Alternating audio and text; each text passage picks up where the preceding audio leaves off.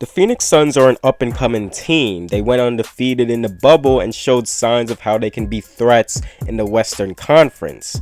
Deandre Ayton, you remember him? He was the first pick in the 2018 NBA draft, and there is a reason why he went number 1. The 2018 NBA draft, in my eyes, shows similarities to the 1984 draft. Yes, we all know Michael Jordan is the best from that draft class, but Hakeem Olajuwon went number 1 and was vital and a main piece to the Houston Rockets, later winning them championships. Luka will be remembered as the best player in the 2018 NBA draft class, but Deandre Ayton will be the vital piece for the Phoenix Suns contending in the future. We have devalued the big man in today's day and age of basketball. I get it. It's a guards league. Guards and forwards are usually the main options on a team. But when I look at duos of today, Nikola Jokic, Jamal Murray, LeBron James, Anthony Davis, Jimmy Butler, Bam Adebayo, Donovan Mitchell, Rudy Gobert, Luka and Kristaps, Ja Morant and Jaren Jackson, there is a 1-2 punch combo that we see here, with bigs playing a vital role in a team's success. Most bigs are reliable being that second option on a team. That's fine. The only big who I see that is capable of winning a championship being a first option is Nikola Jokic. But all in all, bigs usually serve as that secondary star.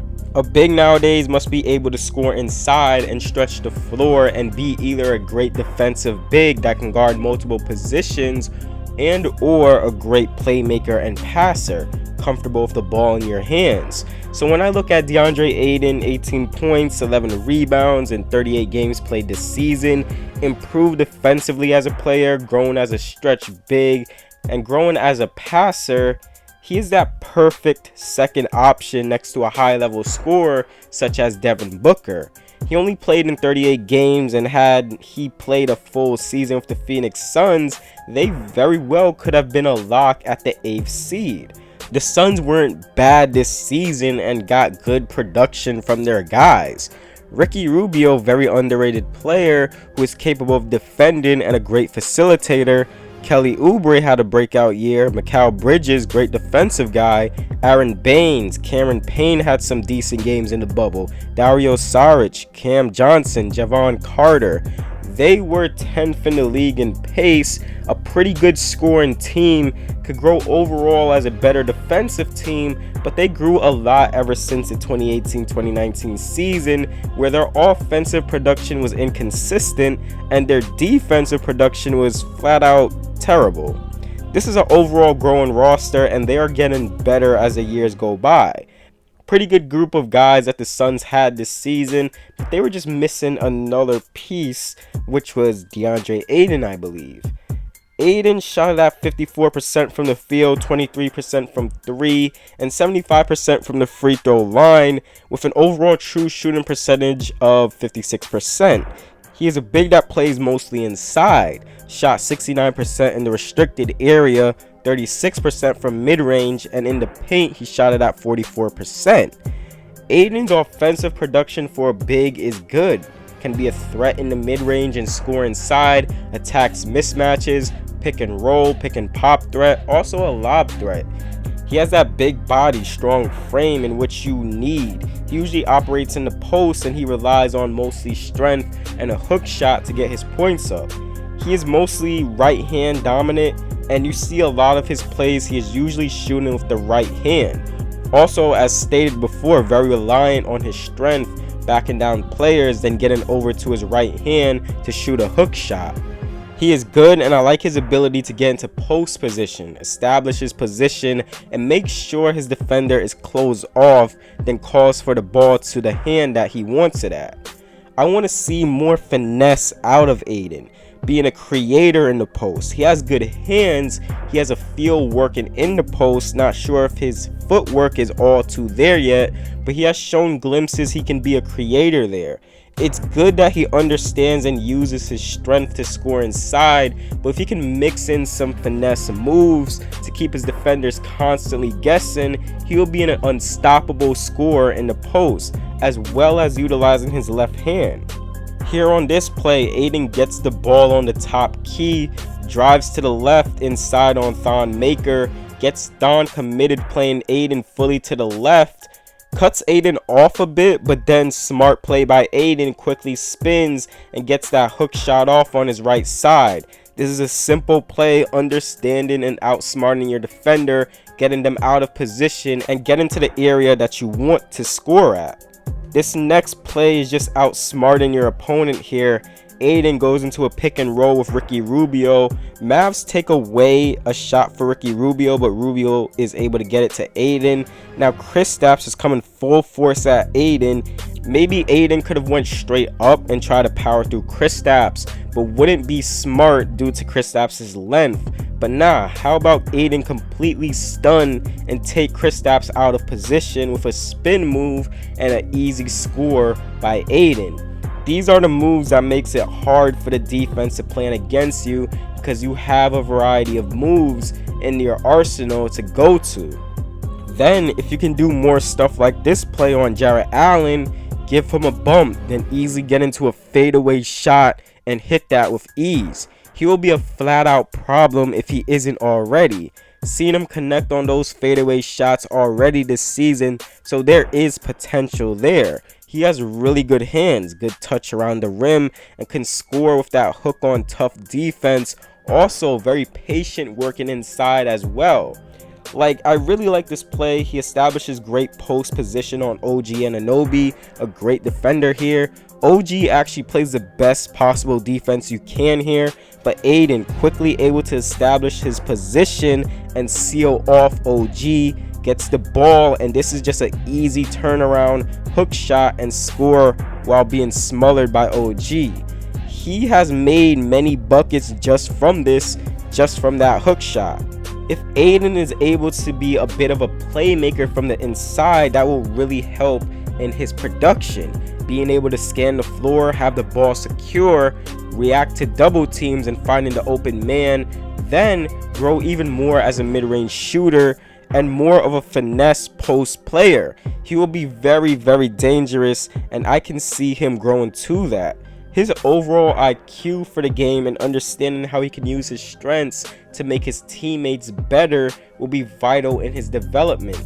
Then he is a lob threat and a pick and roll threat. He's a guy you have to be attached to, because if you get out of position on Ayton, all it takes is his teammates finding him and it's an easy 2 points. I do want Ayton to be even more aggressive. He's the second best player on this Suns team, but there are some games, some plays where he just phases out and doesn't really look to be assertive and attack consistently. Some blame also can be attributed to the Suns not feeding him consistently, especially when he is matched on a big who physically cannot match Ayton. Ayton also must, and I can't stress this enough, be a respectable three-point shooter. He hasn't attempted a lot of threes this season, but as a big like Ayton, stretching the floor only helps not only himself but his teammates. 23% on three-point shots, only taken 13 and made 3 on the season. I know it's 38 games, but his three-point attempts have to increase. He has to take around, at least I would say, 3 threes a game, and if he can knock down 1 or 2 a game and have his percentage near the league average at 35%, that would help a lot. I do expect him to take more threes a game next season.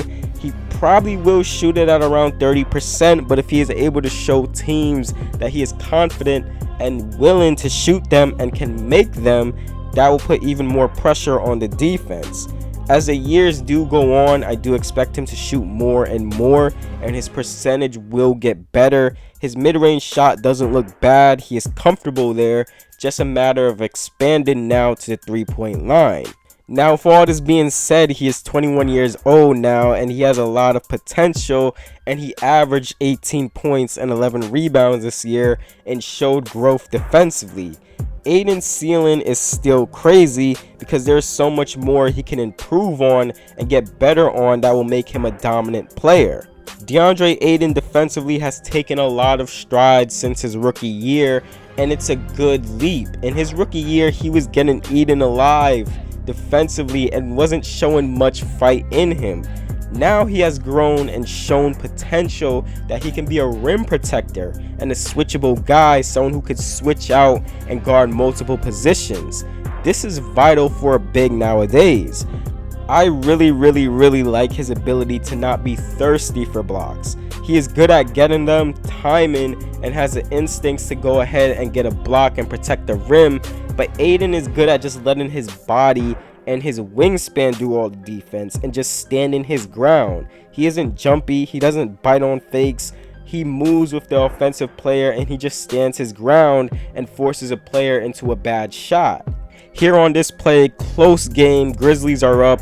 Ayton is switched on John Morant, a crafty guard. Morant sets back up, looks to ISO against Deandre and deliver a dagger potentially. Ayton stays his ground. Ja is actually able to create that space against Ayton because Ayton commits a sin on defense, exposing his left leg high against Ja. Ja completely attacks that left leg, creating space for a shot, but Ayton recovers and times and is able to block Morant's shot clean. Another play here, tight game. The Orlando Magic need a 3 to tie. Deandre Ayton is matched on Evan Fournier. Fournier gets the ball and he isn't much so looking for a 3-point shot, but looking to bait Ayton into fouling him. Fournier tries to get a shot into Ayton. Ayton does a good job just standing his ground here, keeping up with Fournier and just having his hands up. Ayton has that left arm contesting the shot, but not in an area where Fournier can force a foul on him. Ayton doesn't need a reach, he doesn't need to try anything, don't gamble, but just make shots difficult for the offensive player. If Fournier makes this shot, you would have to chuck that up more so to luck than bad defense. Next play here, pick and roll action with Corey Joseph and Dwayne Dedmon gets Ricky Rubio trailing here. It's a 2-on-1 here. Deandre Ayton is just a big body that takes up space on the court. He can challenge a shot here. If Corey Joseph drives or looks to shoot a mid-range, he can challenge it. And he can recover quickly if a pass is dumped to Dwayne Dedmon, which happens here on this play. Dedmon takes it inside, but Ayton's length completely intimidates him and gets a block on this shot. Good pick and roll defender, good rim protector, and is capable of switching on other guys. Here on this play, absolutely love the effort here. Saric throws a bad pass that leads to a turnover, but look at Ayton running, coming back, hustling on this play, moving almost like a guard, and is able to just pin this shot. Great effort, great timing on this block as well. Now, Ayton isn't the perfect defensive big. He still struggles defending much more established and offensive-minded bigs, and also he does have a tendency to get baited at times on fouls, but it isn't extreme as it was in his rookie year, but there has been a lot of improvement defensively from him. That will wrap it up for this video. If you did like the video, please do like, comment, and subscribe. I'm trying to reach 5,000 subscribers by the end of the year, and any support in that is truly appreciated. I do more player breakdowns like these on the channel, so if you like this video, you will like my other content. With all that being said, thank you for watching this video.